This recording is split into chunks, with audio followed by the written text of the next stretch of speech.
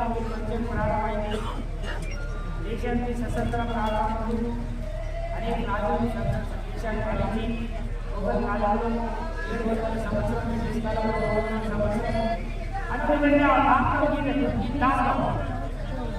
అదేవిధంగా రిపేరింగ్ చేసుకుని దేశాన్ని పంచుకున్నాం కూడా.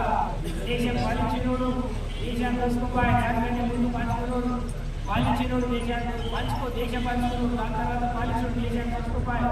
మిగిలిన దేశానికి మనం ఎంతో విధాల్సిన 1000 సంవత్సరం మన ఆగమైన దేశానికి మళ్ళీ పునరుద్ధరించుకొని రిపేరింగ్ చేసుకోవాలి. మనం ఏది ఇప్పుడు దాకా చేయలేదు. యథాస్థితి అనే చట్టం పెట్టింది ఎట్లా ఉన్నదో 1947 ఎట్లా ఉందో అట్లానే ఉండాలంటే ఏం చేయకూడదు. ఇక మనం రాసుకున్న తర్వాత చట్టం 52 చట్టం అమలాల్సిన దేశానికి రాజ్యంగా ఇక దాంట్లో రాసుకున్నాం అట్లానే ఉండాలి. తర్వాత మనం కచేరీ పోతే తర్వాత రాసుకున్న చట్టంలో అది ఉంటారో దొరుకుతాయి. దానికి మన ప్రాంతానికి విచ్చేసి ప్రాతిష్టాపన మహోత్సవ కార్యక్రమం 22వ తారీఖు పూజ్య భారతదేశ ప్రధానమంత్రి మోడీ గారి చేతుల మీదుగా జరిగిన సంగతి అందరికీ విదితమే. ఆసేతు హిమాచలం గర్వించదగ్గ విషయం.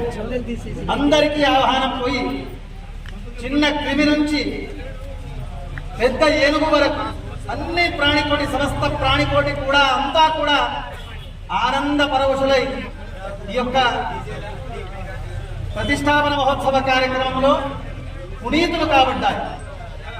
ఆ ప్రాంతంలో వెళ్ళి ప్రతిష్టా కార్యక్రమంలో మన నుంచి ప్రతినిధిత్వం వహించి కరసేవతో మొదలుకొని శంకుస్థాపన అలాగే విగ్రహ ప్రతిష్టాపన మహోత్సవ కార్యక్రమం వరకు దగ్గరుండి చూసినటువంటి మహానుభావుడు మన పూజ్య సంగ్రామ్ మహారాజ్ గారు.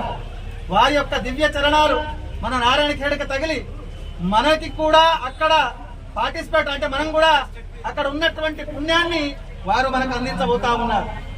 మనం ఒక్క పని చేయాలి. ఒక్కొక్కరు ఒక 5-5 మందికి ఫోన్ చేసి చౌరస్తా పోయేసరికి కాన్వాయ్ ముందర జరగదు. మరిన్ని వీడియోస్ కోసం ఛానల్ ని సబ్స్క్రైబ్ చేయండి. లేటెస్ట్ అప్డేట్స్ కోసం వాట్సాప్ ఛానల్ ని ఫాలో చేయండి.